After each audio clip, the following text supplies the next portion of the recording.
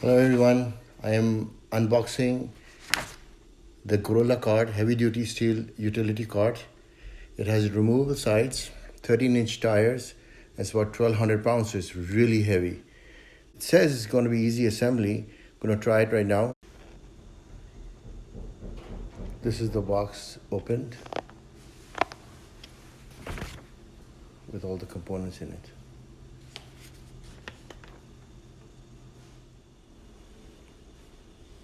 Here are the components all spread out so we can see what came in the box.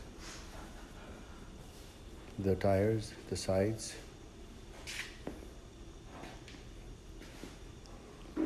and here we have the base unit that I'll put together.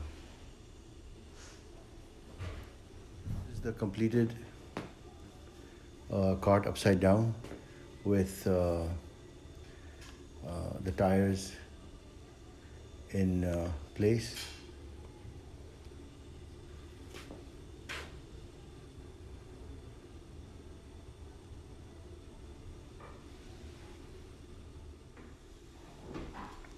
Here you can see what the completed cart looks like.